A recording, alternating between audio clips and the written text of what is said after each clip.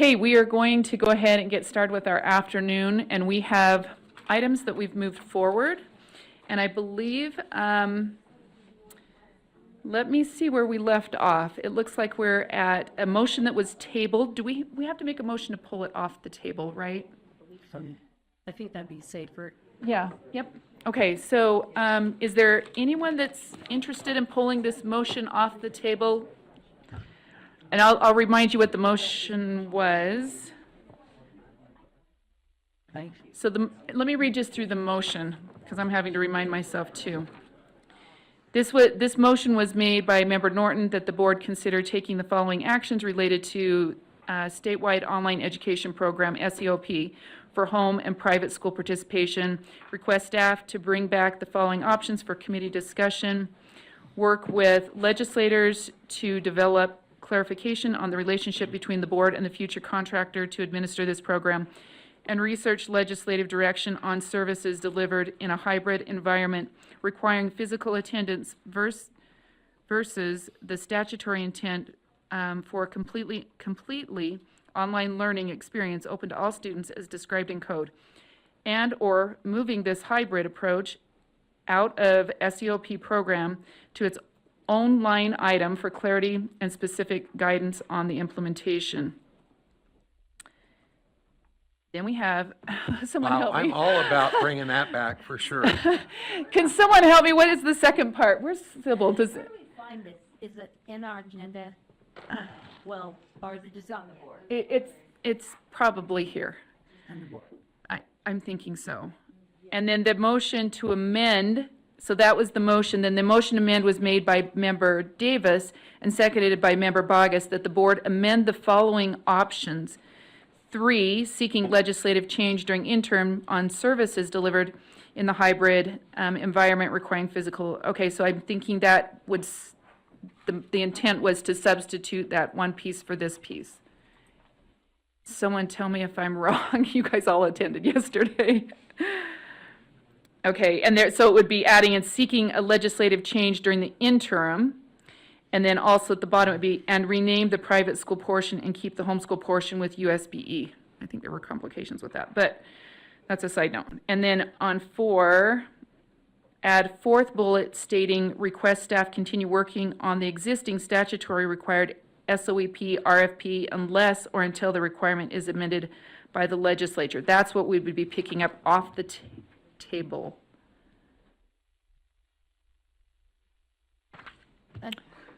Oh, it's moved to pull it off the table. Do I have a second? Second. We're taking it back off the table. We laid it on the table.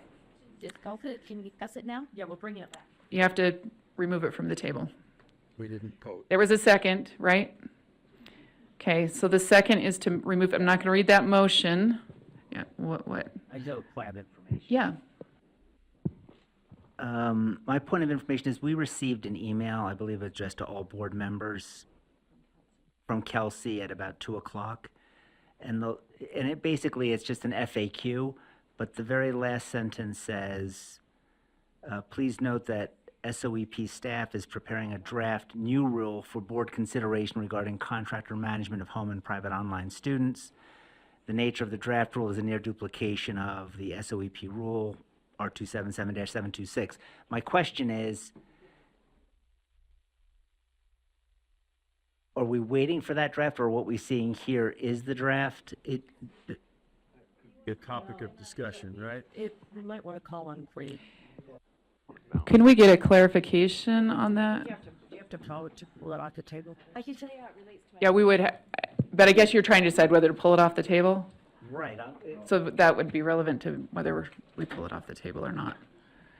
Just raise our hands or we. No, because I got to call it out. But we're asking clarification so that board member Carey knows whether to pull it off the table or not. That relates to my motion. We have to, Oh, because we didn't vote. we haven't voted on that, but he isn't sure if he wants to vote to take it off the table yet. So do you want to come give us some detail? Did you understand the question, or would you like it relayed again? That's it. Good afternoon. My name is Quinn Kellis, Lead Administrator for the State Online Education Program. To answer the question, there is an RFP moving down one track. There's other business going down a parallel track. The RFP has to continue until it is taken off that track. Part of that RFP is that we are going to be shifting home and private to a contractor. In order for that to happen, there has to be board rule to say what that contractor does. So to the question, what is that last paragraph talking about? It is in support of the RFP so that the home and private are managed outside of SOAP. And maybe, could I ask a clarifying question that maybe is related to this? Meaning that, is it necessary for us to pull this motion and address that in the motion? Or is that just part of what will naturally happen because of what's already in place? That's what's naturally going to happen regardless Of what happens what here? happens on this track. Ah, So this track is what's being discussed today. This track is already in motion. going to happen unless legislatively deferred. Okay, does that help you? Are there any other, do you have a question? Okay, I'm just guessing with, if I see red. So, okay, what the motion before the board is that, oh, yes.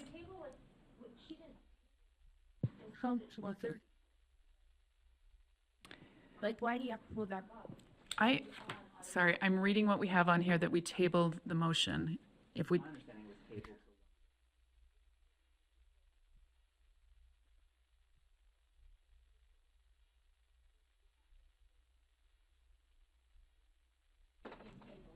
you tabled it. You get off the table, but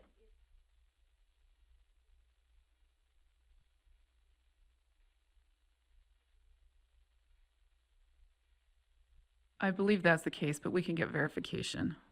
So, okay, we're gonna, Wait, I have oh, a point of another- point of yeah, information. sure. How many votes are needed to pull an item off the table? Is that still simple majority, or is it something? It's a majority, thank you. Okay, good question. Let's go ahead and vote. Let me grab my, oh, yeah, whether you want it pulled from the table or not, sure. Board Member Davis, go ahead and speak to your polling or not. I mean, I'd like to.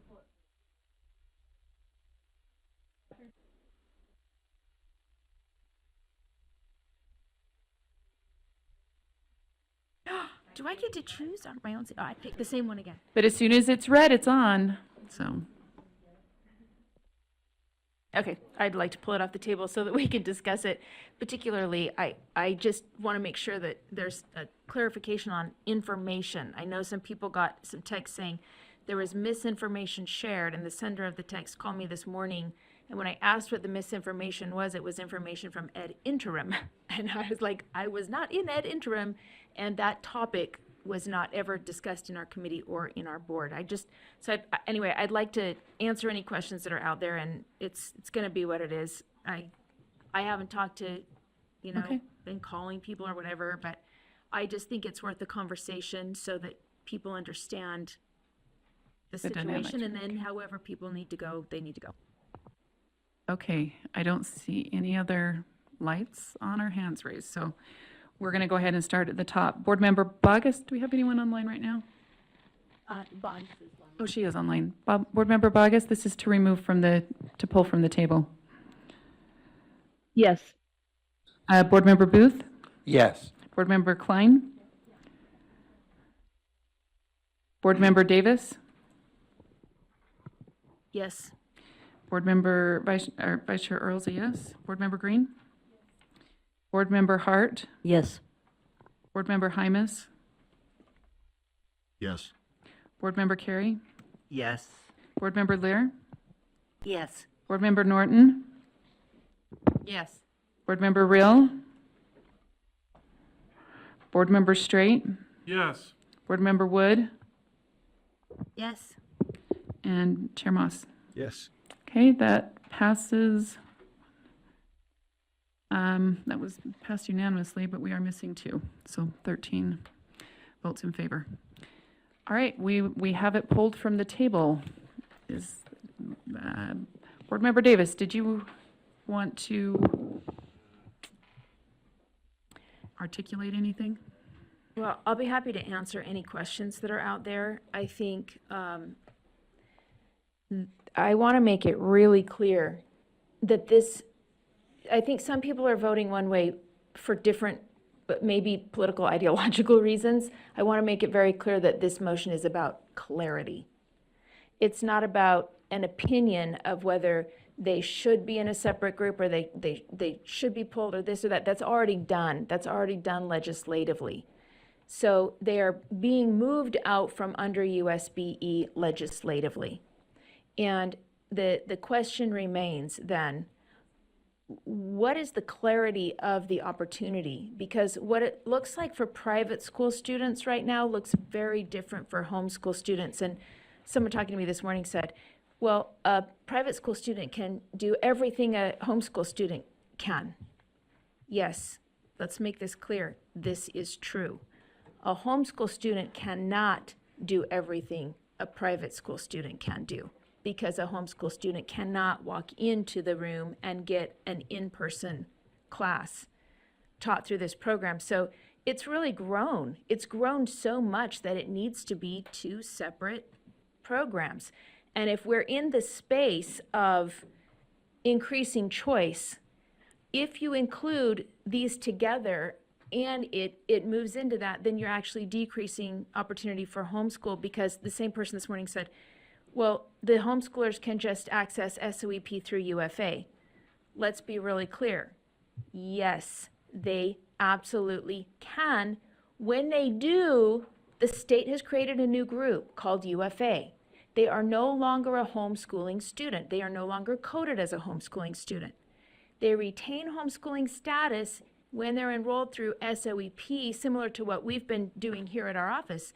If they go through UFA, then they lose the opportunity for speech, special education services, things like that, because once they become a scholarship student, there are pros to that too. They get more variety. They could do a course through an SOEP provider, and for PE, they could do dancing class, or however it is they work out those pieces.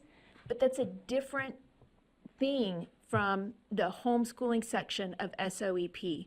So to add clarity for everybody involved and the flexibility, I think, that the private school group is seeking and are going to write new code anyway now, I'm understanding and hearing, it would behoove everybody to make it very clear what's allowable and not allowable, because it's like right now we're trying to fit this growth that's exploded with the private school section. We're trying to fit sort of a square peg into a round hole. So why not create a name and a code that makes a round hole for the round hole and preserves the opportunity, and it doesn't in any way dilute the opportunity for homeschooling students or public school students to maintain this sort of full course experience over here on this side. I don't think the two are mutually exclusive and that there's one that's bad or right or wrong.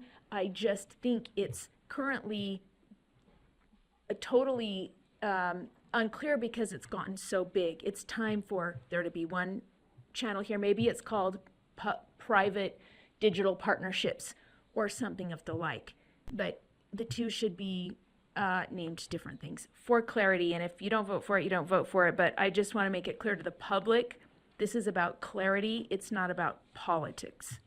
Okay, and I think Board Member Boggess, there's an indication that you have a question, or? Yes, ma'am. Can you hear me there? Yes, we can hear you fine. Oh, thank you. Yes, Chair, I would just like to speak in favor of Board Member Davis's motion.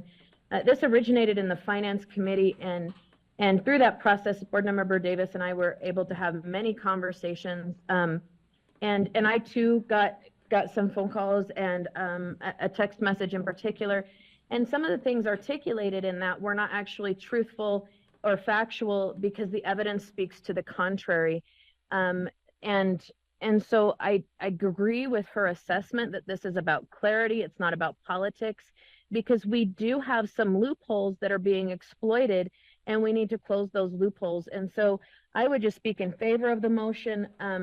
I don't believe that in any way, shape, or form this is going to get us to the end zone, if you will, but I think it's going to put us inside of the 10-yard line so that we can get this figured out and move forward in a way that's fruitful and positive for all students in Utah and expand opportunities. I think this motion expands opportunities for kids. I don't think it narrows it. And I would just ask my fellow board members to vote in favor of it. Thank you, ma'am. Okay, Board Member Laird, do you have a question? I do. I had a question for Board Member Davis. Go ahead and ask her. If you want to answer it. You said something that caught me off guard. You said that the homeschoolers currently could take advantage through UFA, but they'd have to fit within the cap of UFA, would they not? Yes. They're and not separate enough that they're a different UFA group, are they? They are a different UFA group. So there is a different opportunity for, oh, They're not. Well, They would still have to fit within the cap of UFA. It would have to be one that is accepted. right. oh, yeah, sorry, I misunderstood the question. Yeah. But they are coded differently for SOEP Oh, purposes. Maybe. The I just wanted to- UFA students are coded differently than the homeschool students, and they're provided differently.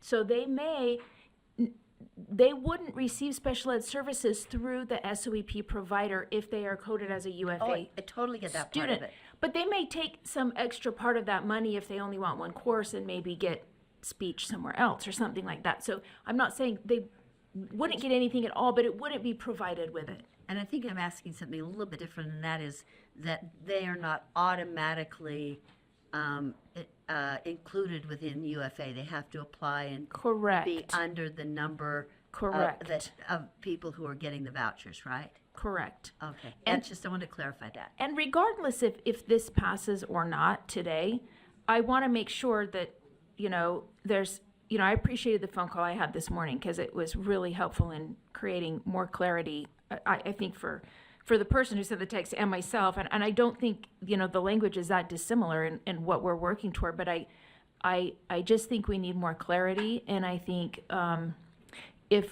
however it goes today, the one thing I do think we need to ask for sure is that as this new code progresses, that there's clarity about what, if any, role the USBE has.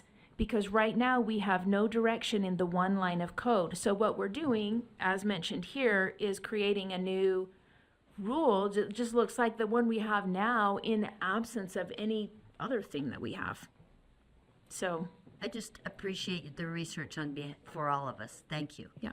Thanks.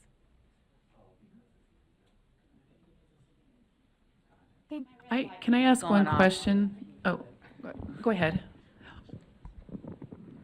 Okay, this is probably a question for staff. It has to do with online and also assessment. So public ed students who take an online course or courses are held accountable through our USBE statewide assessment, correct?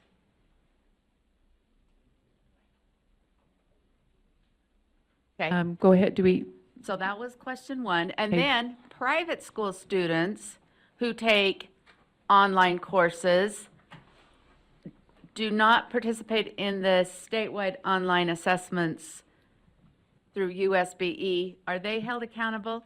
But up until now, homeschool students did not have to do those assessments. If they take these online courses, would they be taking those accountability assessments?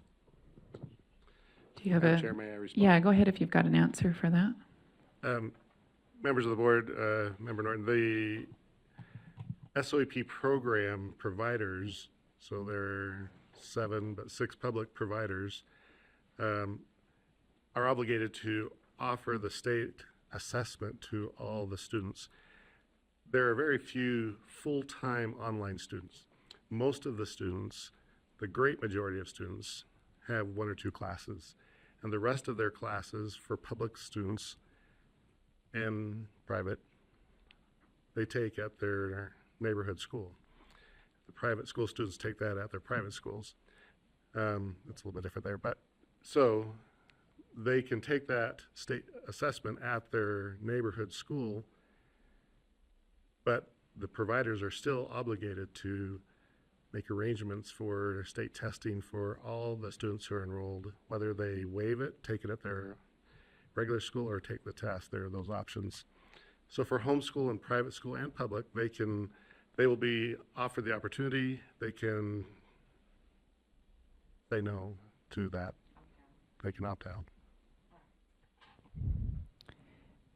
Do they pick their? Okay, wait, you're going to have to, yep, Can I follow up just quickly? yes, that's If fine. they're a homeschool student, where are they taking this test if they don't opt out? Madam Yes, Chair, Mayor. please go ahead. So the providers where the students are taking the courses from would be required to make a space available. There's a question about that because it's statewide, and providers have offices or centers. It could be in St. George, it could be in Davis. In the past, there's been challenges, barriers to that because they have to either require the student to travel across the state to do it at their location or open up testing centers around the state for them to take those assessments. But ultimately, it's their responsibility. Okay, thank you. Yeah, Board Member Davis, I think our mics might be working. Can they, like, contract with the neighborhood school of the student to take it there or something? Or do they have to go to a special location? Go ahead. Madam Chair. That's up to each provider, how they manage that element. It's not mandated by the state how it's going to happen. In the past, as I've said, they have made arrangements either in a hotel conference room or at a library or at a local school. There are different options that they could use to meet that obligation. Okay, are there any other questions? All right, if not, oh, yes, go ahead. Yeah, I'm going to just speak. I'm going to abstain from the vote, and I just wanted to speak to that. And that is, one, I want to thank Board Member Davis on this information that she provided.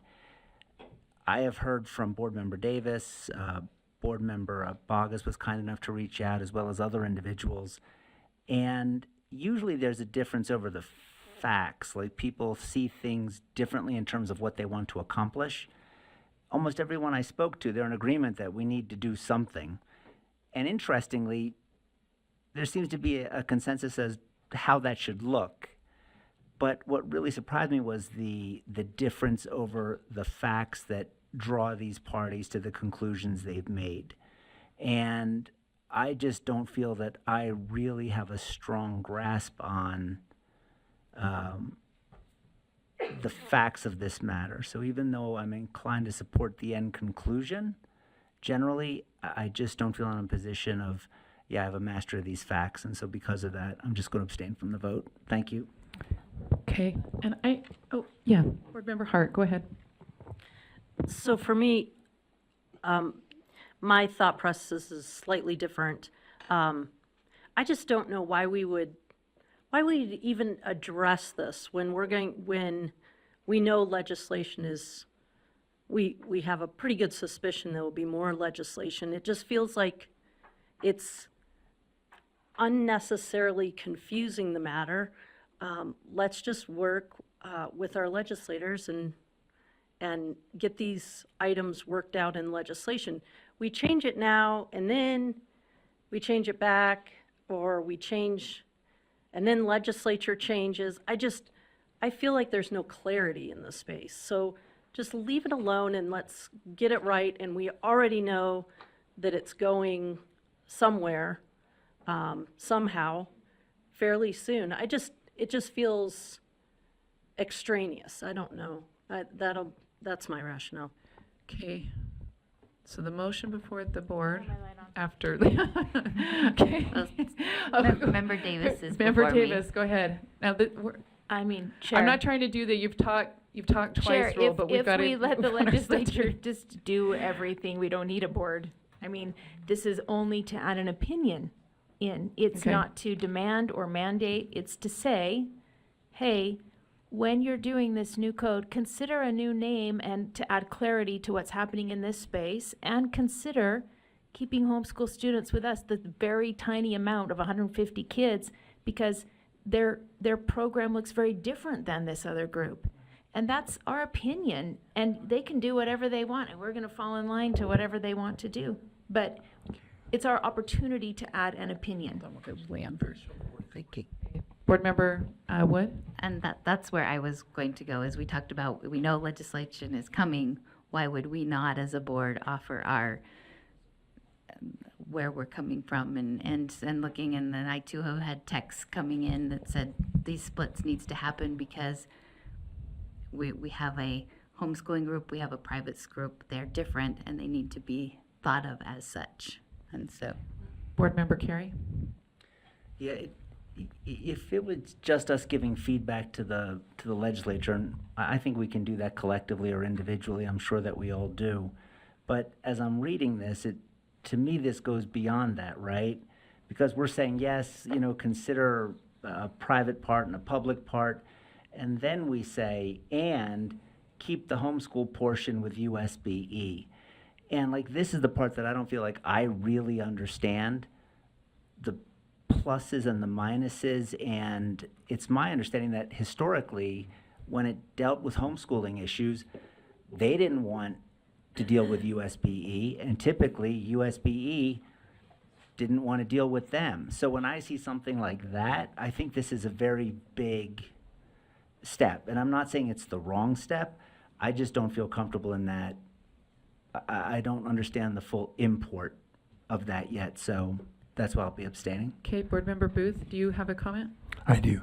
Go ahead. I just wanted to say that I've observed one of my colleagues, specifically Board Member Davis, over a number of years, and I know the depth with which she wraps her mind around things and the number of people that she talks to when she comes to the board with something like this.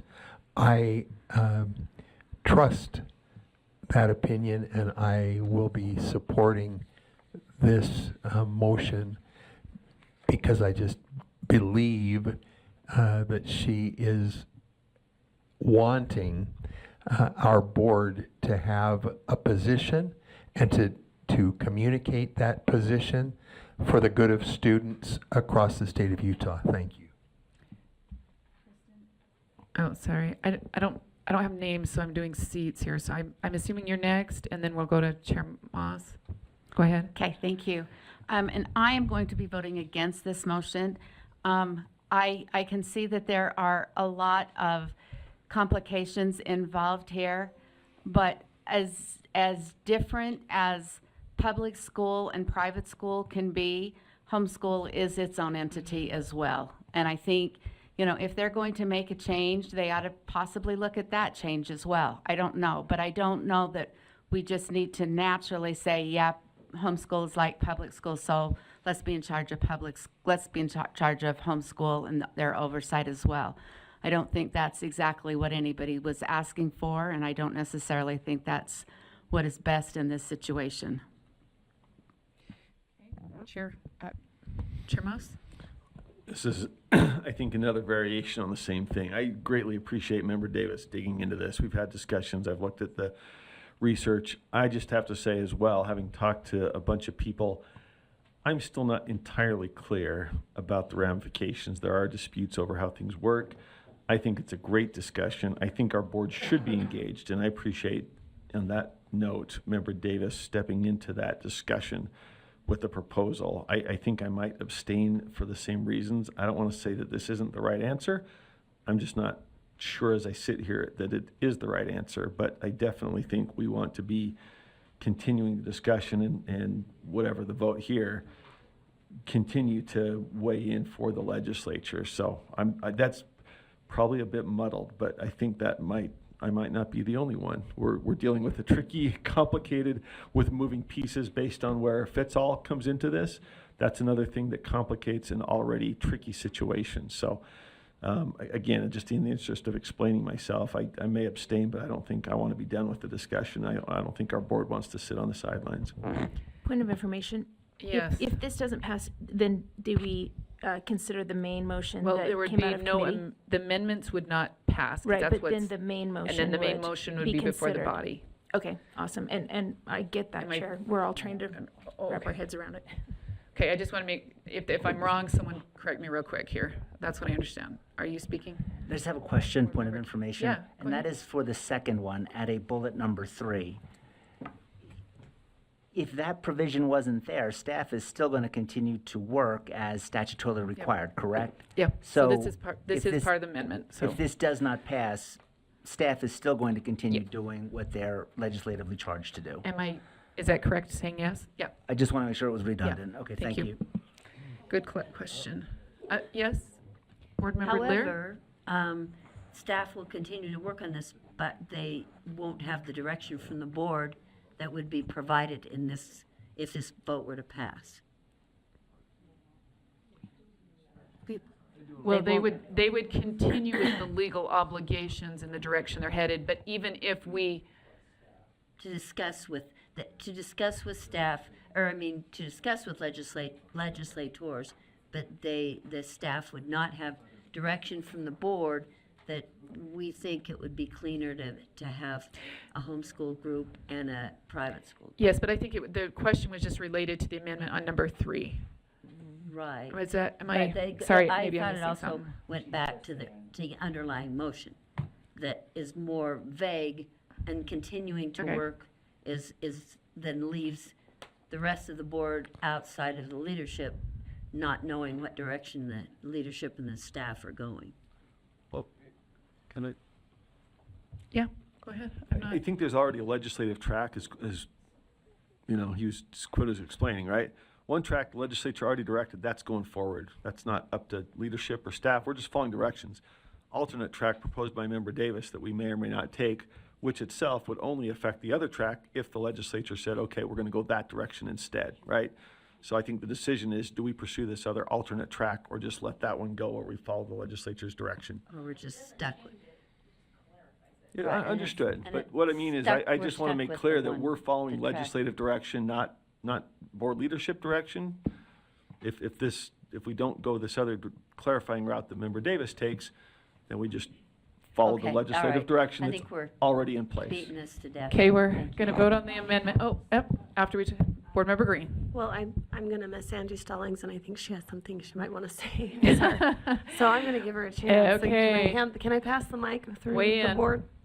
Well, thank you. And you must have seen me pressing my light, and then I'm off. No, yes, no. It's always that I'm torn on, do I talk less and smile more, or do I actually insert myself? So, okay. Just behind the scenes here, yes, no risk, right? Behind the scenes, we were just wanting to maybe clarify a little bit what our relationship is with the homeschool students who participate. Because it may appear when you hear leaving the homeschool portion of the program with USBE, it makes it sound like there's a stronger relationship or any kind of accountability, which there's not. It's more of a service, like they come, they sign up, and we provide the funding to the providers. We don't oversee them. We don't necessarily have a really direct relationship with them, if that makes sense. So mostly wanted to clarify. I think the difference, and I don't want to speak for Board Member Davis or even try to summarize what you were saying, but what we've seen is the way that private school students have accessed the program is very different than how the homeschool students have accessed the program. Generally, homeschool students who participate in the program are accessing the program very similarly to the public school students. They're 100% online courses. Even the public school students who engage in SOEP are very independent. They get to select the courses they want independently. They're primarily doing it from their home setting. So in a lot of ways, the public school students who engage in SOEP and the homeschool students that engage in SOEP are almost identical except for how the funding is accounted for. And so in a lot of ways, that's why my guess is certain people think that keeping those two together makes sense versus having the private school students who are participating. As we know, some of those are in a hybrid setting. They're not 100% virtual. They're actually receiving services while they are at their school, not from home. And so we wanted to share with you that's not that USBE is getting into the homeschool setting. It's still very independent, very family driven, and very similar to how the public school students access the program. Is there anything I missed, Scott? He volunteered me. I'm the little sister today. He's big brother. And that's why you saw me pushing my button. And it was because they said, no risk, Angie, if you say something they don't like. Okay. A good point. Okay, so we're going to go ahead and take a vote on the amendments. And I will read those for us. So it's seek a legislative change during interim on services delivered in the hybrid environment requiring physical attendance versus the statutory intent for completely online learning experience open to all students as described in code, and or moving this hybrid approach out of the SOEP program to its own line item for clarity and specific guidance on the implementation, and rename the private school portion and keep the homeschool portion with USBE. And 4 was add fourth bullet stating request staff continue to work with existing statutory required SOEP RFP unless or until a requirement is amended by the legislature. That's it. And Christina, do you still have a hand up?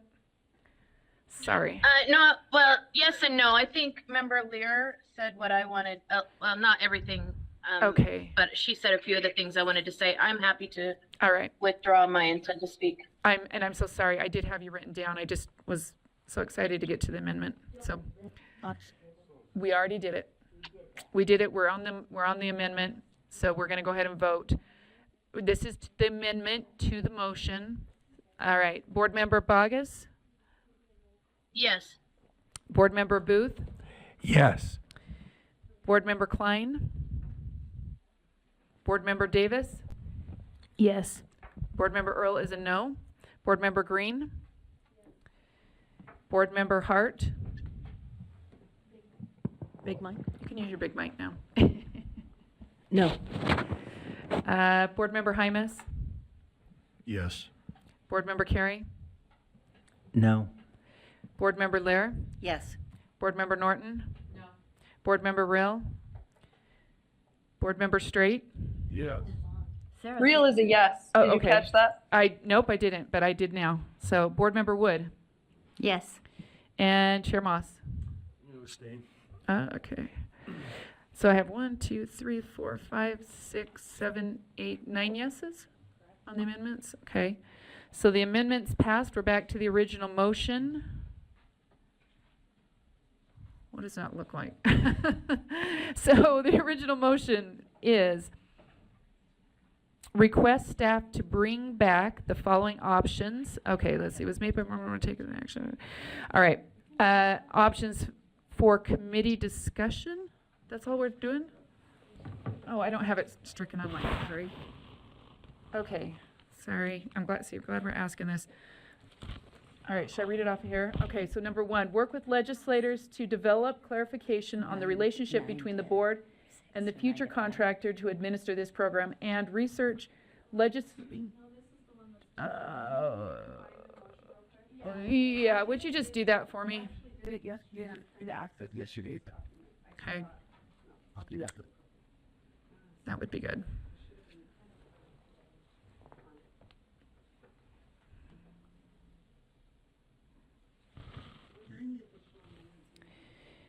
It would just be that 3 and 4, those 2 pieces were added or changed, however that worked.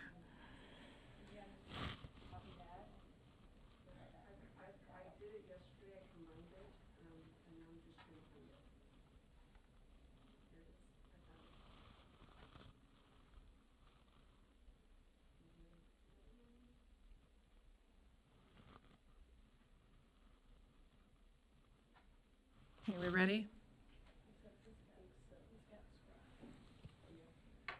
Okay, so, and someone tell me if I'm wrong, I hope you're all following so you can help me. Request that, let's see, work with legislators to develop clarification on the relationship between the board and the future contractor to administer this program. Seek a legislative change during interim on services delivered during a hybrid environment requiring physical attendance versus the statutory intent for completely online learning experience open to all students as described in code, and/or moving this hybrid approach out of the SOAP program to its own line item for clarity and specific guidance on the implementation, and rename the private school portion and keep the homeschool portion with USBE, and request staff continue work on the existing statutory required SOAP RFP unless or until the requirement is amended by the legislature. Okay, and we'll start at the bottom this time. Chair Moss. We actually come back. Okay, Board Member Wood. Yes. Board Member Straight. Board Member Rill. Real is a yes. Board Member Norton. Board Member Lear. Yes. Board Member Carey. No. Board Member Hymas. Yes. Board Member Hart. No. Board Member Green. Yes. Yes. Board Member Earl is a no. Board Member Davis. Yes. Board Member Klein is not here. Board Member Booth. Yes. Board Member Bogus. Yes. Okay, I need to come back to Chair Moss. I'm abstaining again. Okay, and also, who else? Board Member Green? Okay, so we have 1, 2, 3, 4, 5, 6, 7, 8, 9. Do you have 9?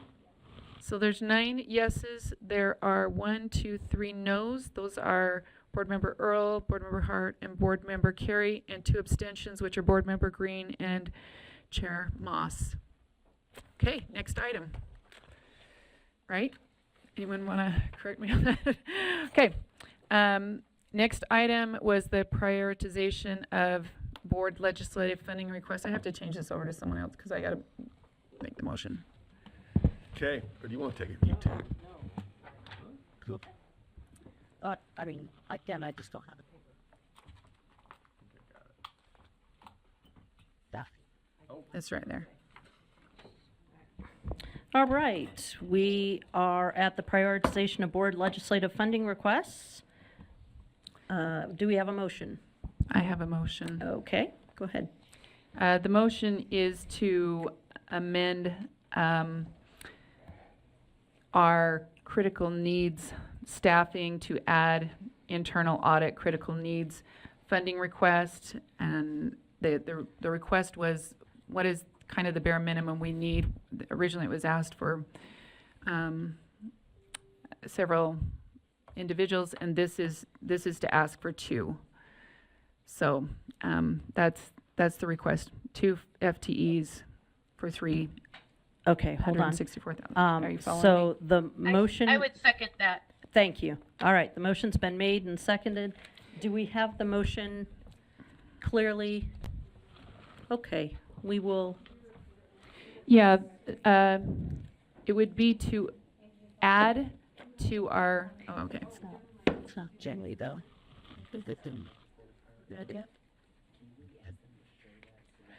so. Yeah. Can you show the legislative priority request list? Because it amends what's already on the list.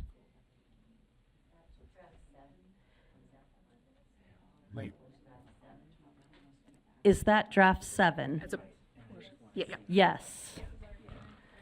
this is the current one. Okay, so if you can kind of bigger that so we can see what it was.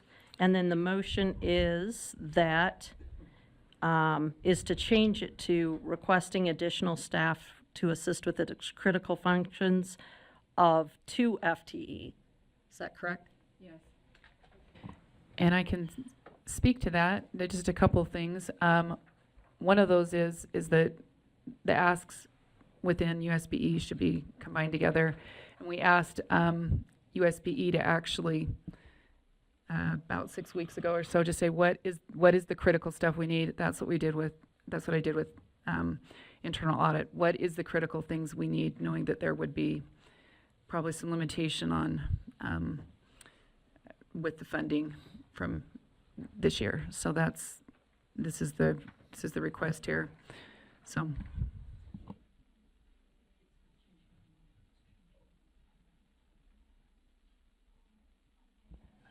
Can you scroll over to what the request, do we have the request total originally? The number of people? No, so It's that supposed to be changes on the request from Oh, there it is. 724 to 364, is that correct? Is that what you were intending? No, it would have to be, 1088, so 1 million, and, Oh, it goes the other way. because you're adding the full capacity. Does that make sense? You're adding to what we're already requesting. Oh, we're adding 2, we're not reducing. Yeah, and I guess probably the motion would be to remove it would need to be to remove the bottom as well, right? If this passes, it would need to remove yes, Scott, am I? Just, well, Deputy Superintendent of Operations Scott Jones, so just for clarification, just so we're tracking in support of the motion, is it to add 2 FTEs to the already established critical FTE? Yes. Yes, okay. Yes, so if this passes, the consequences, and maybe I need to build that into the motion, someone could tell me if that's right, would be to remove the request of the audit that's lower. As part of the overall motion? I think that would need to be the Oh, case. okay, yes. Because the consequences Sure. would be that. Sure, okay, and so that helps us, and I think helps Angie. Did that get the clarification? Yes, yeah. Now, as far as the amounts go, if the motion were to pass, we would calculate those, and make sure. And to then do- just update it accordingly? Yes, Okay. ma'am. Yeah, okay. Okay. say it with more. Oh, I was looking at the wrong number. What, if this passed it would add that onto it. Sorry, I was looking at 724. I don't know where 724. That was for. Oh, okay. Okay, got it. Okay, so I would need to amend that though too, unless there's an objection. I'm seeking clarity. Are you putting the separate line item into the USBE critical needs? It So would that be part of it. It would be all one critical needs, but Yes. it doesn't change what was asked for in number 7. That would need to be removed. Okay. It's not 7 though. Oh, what was it? I thought, 12. Yeah. You want me to put that in the motion? Yeah. And repeal? Yeah. And then, And well, Madam Chair, or who's chair? Me. Okay, Madam Chair. So we would just use the amount of money for number 7 to do that and just confirm that and make sure if the motion passes. it would be the amount of 2. The Correct. amount in there is more than that because it, Right. okay. Yes, okay, yeah, so we okay. would revise that and Yes. then do the total for the request in passes. there. So Deborah and I would do that, if Okay. it passes. Thank you. Yeah, okay. On, yeah.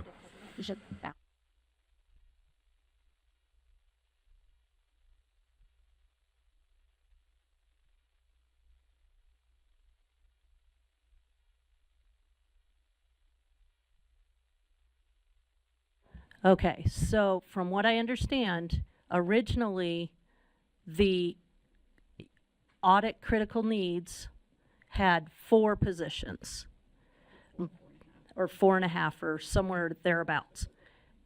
This drops it to 2 and adds it to the other critical needs for the agency.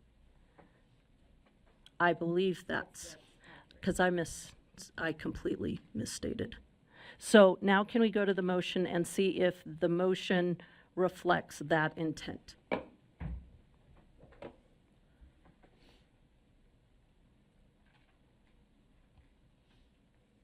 Yes.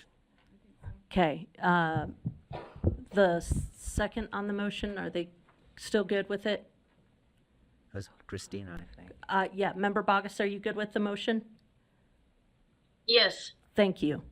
All right, any other lights? Board Member Carey first, and then Board Member Lear. Just 2 points of information. One, I know historically the top 10 items were considered our legislative priorities. Is that still the case? Because I remember at our last board meeting, there was either a vote or a discussion about maybe the top 7. I just want to make sure that the top 10 are the board's legislative priorities, and then I'd like to see the list of the top 10 items if that's the case. If it's the top 7, I just need to see the top 7 items. Read some motion.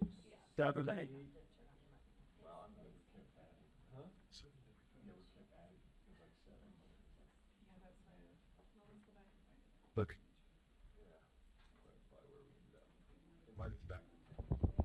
The list of the top 10 it was top 10 that the board ended on, and the list of the top 10 is in backup and currently on the screen. It's the GS 2025 funding request tracker draft 7, which shows the WPU at the top, and then goes down to number 10, which is educator supplement programs, followed by the list of those priorities that were, or not priorities, funding requests that were supported but not prioritized by the board.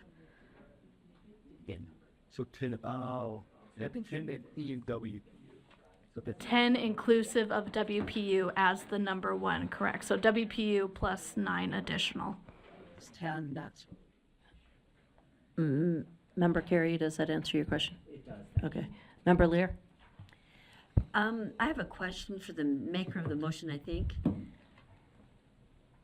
No, I mean, You I think, do. are you wondering I if I'm do the have a maker of the question. motion, I or? think Okay. it's most appropriate for the maker of the motion. Okay. There we go. Yeah. And it's actually a two-part question. First of all, I heard you say that kind of interestingly, maker of the motion, that I consulted with Debbie and decided that it was her desire to add this, No, these I two. don't Did I hear it know. wrong? I asked her, what is the most critical functions that you need? Her perspective, right. Yeah, Okay. yeah. And she said two. She said this would help in meeting those critical Okay. needs. And then the second part of my question is, if, like last year, the legislature only funds 2 positions, how do we determine if the USBE positions are funded or if the audit positions are funded? How have we previously done that? Because we've previously not got the full funding, so. But we never had really 2 distinct areas that were combined, as I recall. We had, yeah, I was gonna, okay, Scott can maybe answer that. Deputy Jones. Yeah, so to, Madam Chair, to Deputy Dodd. answer Board Member Lear's question or address her concern, our experience has varied in the past, and here's what I mean. So the board in the past has gone, say, for 10 FTEs. In some instances, we've received a particular amount of money towards FTEs, but no specificity on what that money is intended for. So that's happened in the past too. In the past years, though, there has been that critical FTE need, and the board has decided to combine it, right? And then, obviously, as we have reported to you, or think we haven't always received, there's been instances where we received no money for what was identified as critical FTEs. So then it becomes more of a decision on your part on, do you keep them separate and then prioritize them if the money is available? But it's difficult for any of us or staff to say, subject to the superintendent weighing in on this, on exactly how we would get funded for it, because we have experienced what I just described in the past. Does that help Okay. answer? It does, and I just have a final follow-up comment, and that Sure. is, go ahead. It does answer it for me, Scott. Okay. Is that good? But my final follow-up comment is it makes me a little uncomfortable because the board would then, it would be, I don't want to pit the board against the superintendent's staff, but the auditors of the board's employees or Debbie's employees versus the superintendent's employees. So that makes me a little troubled about what we do. All money's good money, so we'll maybe just duke it out in the end. Well, but- wouldn't, and maybe this is a question to ask, wouldn't you would, even if this was not connected there, you would have to still, meaning superintendent, would still have to make decisions on, we won't do a UPAC person, and we won't do this person, we won't do that person. It would seem to me that in this case, that there would just need, I think we would have to look at the critical need, and maybe it would go to finance committee, and maybe, something Well, like except that. We have never weighed in on the superintendent's hiring staff. It's been, the board has the authority to hire its staff, the superintendent hires her staff, and I want to make sure that it stays that way. That's really important to me.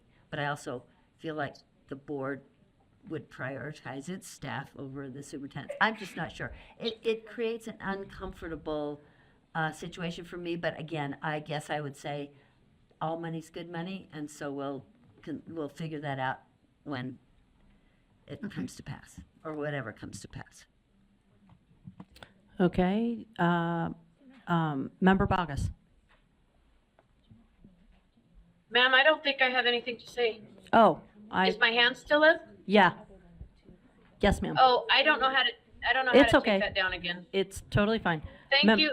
Uh-huh. Thank you for offering. Member Davis. Is your light on? Member Davis? Yeah, I just have a question. Oh, okay.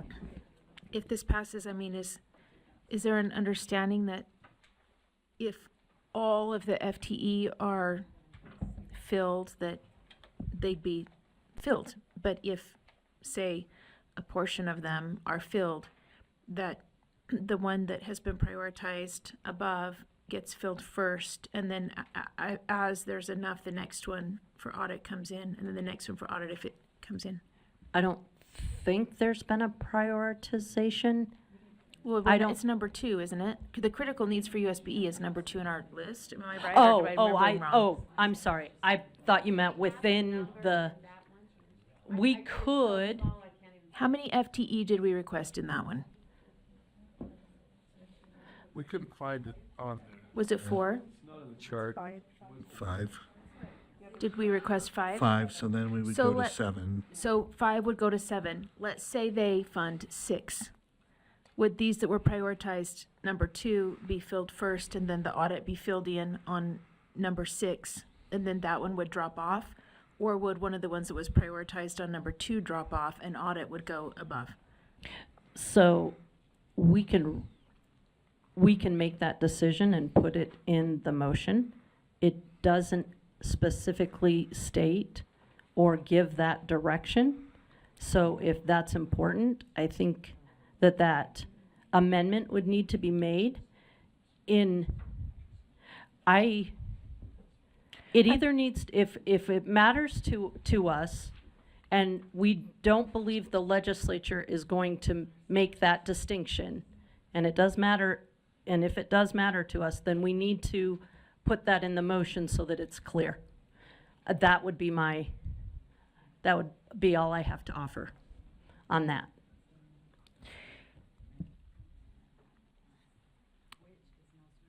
I mean, just to make sure, I guess. Is there an interest in that? If not, I'll just let it go, but, I'll make that amendment. okay, then, I'll second it. Okay, whoa, we don't have an I'll second that amendment yet. invisible amendment. Well, An amendment is in order, Member Straits. Please state your amendment. that we rank the funding with the superintendent staff being funded first, followed by audit. Does that work? That is a motion, so do we have a second? Do you have does anybody feel that maybe it should say, in addition, if the legislature doesn't say otherwise? That'd be friendly, if I- that clarifies. I just, Well, we don't need to put it, because if they say otherwise, it is what that'll sit on. Yeah, yeah. okay. That's fair. I'm good. That's fair. I would just say, and I speak only for myself, that when I ranked, and I did rank that very high, I can't remember exactly where, Sure. but I did emphasize that staff as being in my mind Okay. why I voted that way. And so I want to stick behind that. Thanks for speaking to your motion. Anyone else want to speak to the amendment? Seeing none, then as soon as it's up, we'll vote. Oh, we're not using those today. All right, so yes, to restate the motion amendment, Member Straight's amendment is that the board amend the motion above to direct that the first 5 FTE requested by the superintendent have higher priority over the last 2 internal audit FTE if less than 7 FTE are funded. All right. Yeah, that is correct. All right, Member Bogus? No. Member Booth? Yes. Member Klein? No. Member Davis? Yes. Vice Chair Earl? Member Green? No. Member Hymus? No. Member Carey? No. Member Lear? Yes. Member Norton? Yes. Member Reel? Real is a yes. Member Straight? Yes. Member Wood? No. Member Moss? No. And I am a no, so that is 6 yes. Okay, that fails with 7 noes and 6 yeses. So we're back to the underlying motion. Oh, I'm sorry, yes, I need to read off the yeses. The yes is Booth, Davis, Lear, Norton, Reel, Straight, and Member Klein is absent.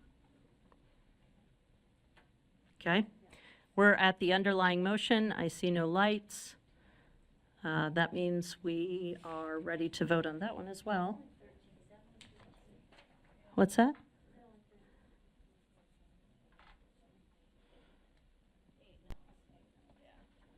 Eight noes. Yeah, I'll correct the vote. It's 8 noes and 6 yeses and 1 absent. All right, so the underlying motion is that the board amend the critical USB FTE needs funding request to add the following in addition.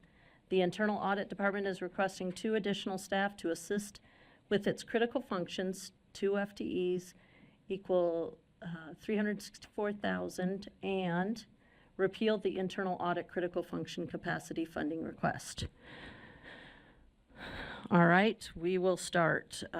Member Moss, Chair Moss, sorry. What? No, you're good. No, because it makes sense. I thought we had a technical. Okay, all right. Member, Chair Moss? Yes? Yes. Okay. Member Wood? Yes. Member Straight? No. Member Reel? Real is a yes. Member Norton? No. Member Lear? Okay, Member Carey? Yes. Member Hymus? Yes. Member Green? Yes. Vice Chair Earl? Yes. Member Davis? No. Member Klein is absent. Member Booth? Yes. Member Bogus? Yes. And I am a yes. Back to Lear. And coming back to Lear. Yes. And Lear is a yes. 11 and 3 no. Okay. 11 yeses and 3 noes with Davis, Norton, Straight with noes, and Member Klein absent. All right, so that passes. Next, are there any other motions? We're done, right? All right, now that concludes our unfinished Oh, business. we have another motion. We do? Okay? And we can add. This is something that was, it was my error yesterday. I did not read this into this motion in, and we need to address it today. So yesterday in the Finance Committee, this is item 4.2. We did direct staff to work with the legislature to seek funding for the office specialist for the school land trust. That was taken care of. The part that was not taken care of was the bullet point just above there. That bullet point reads, and the motion before the board is to direct staff to consider and make recommendations to remove requirements through legislative code changes and rule changes to streamline the responsibilities of school community councils. Okay. Normally, I would restate that motion, but Do you have that from yesterday? I'm on it right now. What I don't know is what it. So it sounds like you said this. The part with the direct staff did, that one we read and was voted on. But the. But the previous one did not. Was not read. so the motion on the floor then, that came out of committee, Came out of committee. okay, was to direct staff to consider and make recommendations to remove requirements through legislative code changes and rule changes to streamline the responsibilities of school community councils. And that doesn't require a second because it was out of committee. And so, any questions, concerns? I have a question. Go, Vice Chair Earl. Yeah, so what does that mean? I mean, what is it that is So so out of sync that we need to The School streamline it? Land Trust Committee is trying to update their processes, and there are some things that they needed to have adjusted through legislation, and this was one of them. They want to adjust some of the things that are happening in the school community councils so that they're a little bit more streamlined, and they have the ability to bring them into the office here and enact, do whatever they need to do, especially when it comes to those plans that are written up. And so that's what this does, is Okay, it just I was changes how just those trying to seek plans some are. clarification. Is it because we've put, and you may not know, I'm not asking you to answer this. I'm kind of throwing this out there, and I realize we may not have Paula Plant here, but is it because over the last 4 to 5 years, we keep adding more and more and more and making it, the community council has become a catch-all for anything anybody wants? Is that what I'm understanding?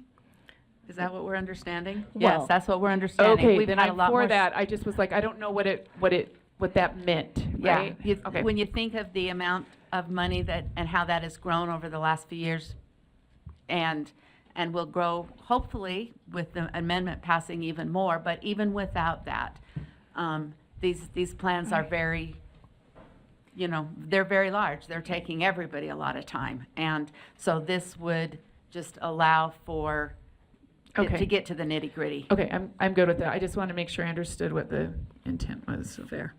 And I would agree. It's not. Oh, okay.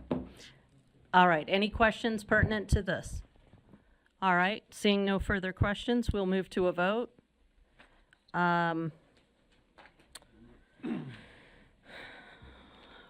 Member Bogus,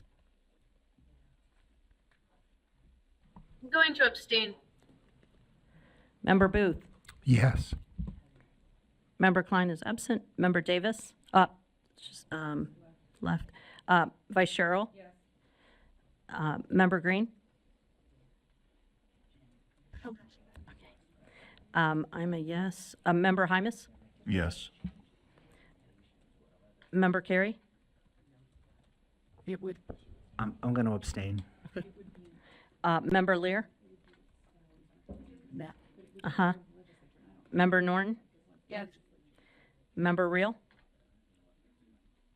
Yes. Member Straight? Member Wood? Yes. Chair Moss? Yes. Okay, Member Green? Member Lear? Yeah. Yes. Okay, are you still an abstention? Yes. Okay, okay. All right, so that 10 yeses, 1 no, and 2 abstentions. The abstentions were Member Bogus and Member Carey. The no was Member Green, and Member Klein is absent. All right, do we have any other motions? I was a yes. Oh, thank you. Wow, that was quick. I'll amend the vote. The vote is 11 yeses, 1 no, 2 abstentions, and 1 absence. Thank you, Member Davis. I have a question, Sure. and it may lead to a reconsideration of a vote, because Okay. I may have just learned something that, because I will always say I don't know a lot. Sure. Okay. In terms of the vote in the prioritizing the 2 critical audit funding, Yeah. I thought that USBE would have the ability to, I want to give them the ability to manage their funding, not us direct it, but Who do you mean by they? the agency. Oh, okay. But I am, just talking to Carol, I'm trying to understand, is this 2 different divisions that we have? Is there the superintendent and then his audit? Are they 2 different divisions? And so there is a clear and concrete separation of funding, separation of duty, separation of who hires and fires? Okay. I'm going to, Deputy Jones. Superintendent Scott Jones is raising his hand. Yes, so I would like to try to address Board Member Wood's question at your direction, Madam Chair. So the way that it's set up, and I believe Chief Audit Executive Davis is sitting behind me and can confirm or correct me. Chief Audit Executive Davis's position reports directly to the board. So the board is responsible for the hiring of that position. All other positions are subject to the processes that we take place with the superintendents, and those go for the positions within audit, right? So that's the hierarchy, well, the process, if you will, or how it's established in the bylaws. So for instance, my position reports directly to you, and so you're responsible for the hiring and firing, which I hope never happens, to this question of this position, right? So that's where it is. But the positions that I oversee are actually the superintendent's, or under the superintendent's position for final approval of hiring and those aspects too. Does that help answer Board Member Wood's question? Yes, so to clarify, by not dictating how those funds are spent, if the legislature was to come back and give us FTEs, the superintendent will be able to determine how best to use that funding. Is that an accurate restatement of your? So Madam Chair, if I may, and so the way that I read that motion that was made, my answer to you would be no. Because, so let me give you an example. A couple of years ago, we'd asked for, just for the sake of argument, $1 million for FTEs. The legislature appropriated $200,000, just as an example, just for the sake of argument, towards our request of $1 million for FTEs. They didn't specify, though, that $200,000 had to be used for a particular FTE. So when that happened, we, as the superintendency, directed by the superintendent, decided which position should get funded with that $200,000. I mean, I'm just using that example. That actually happened, but my numbers are much higher, okay? So the way that I read this, or that Scott does, I could be wrong, is the interpretation is that if we go forward, and you propose, the board proposes X amount of dollars, which to me is above the 905 now, it's like 1 point something, which we'll confirm, and the legislature would to take the approach of what I just described, we would have to come back to you and say, well, okay, we asked for $1.2 million. The legislature gave us $500,000 and did not stipulate what positions that $500,000 had to go for. Just that You know, and sometimes the governors, you know, kudos to them, have supported board requests for FTEs, but haven't explicitly said, well, you know, we support these particular FTEs that you're asking for. So the way I read that how that motion is right now would be that we would need to come back to you for the board to decide if that scenario would to occur to do that. But I could be wrong in my interpretation of that. Am I over? So thank you. Does that help, Madam Chair? Does that help answer the question? Well, I don't see how that, we added that to it. It's a single amount. So where in the motion that we passed would it say they'd have to come back and get our? Just by virtue of the fact we have, we'd have to. We would still have We- to make the decision. So it will come back to us regardless. The way we said it, we can still decide where we're at with the input from the agency as to where Yes. they Okay. want to prioritize Yes. those. Okay. Yeah, if I may, Madam Chair, all the positions that we're tracking that the board could potentially send forward to the governor's office and then subsequently to the legislature are under the superintendent. So, okay. Okay.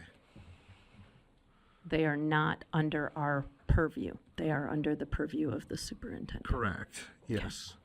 All right. Walnut Gotham. You are.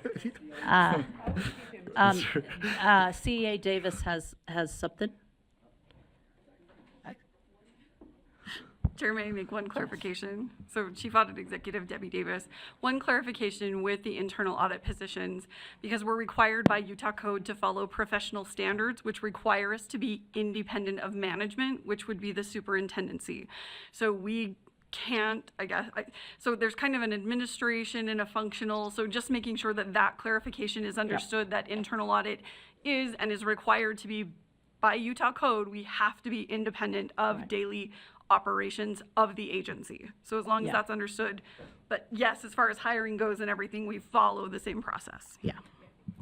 Yes, did not mean to imply that it was Yeah, all no, one thank you. agency. Thanks. That Debbie. would be Yeah, a no, major you're faux right. pas. Yep, thank you. The staff is all under the superintendent. However, they make their decisions as a department independently of the decisions made for the agency. In the work that they do. Hiring belongs with the superintendent.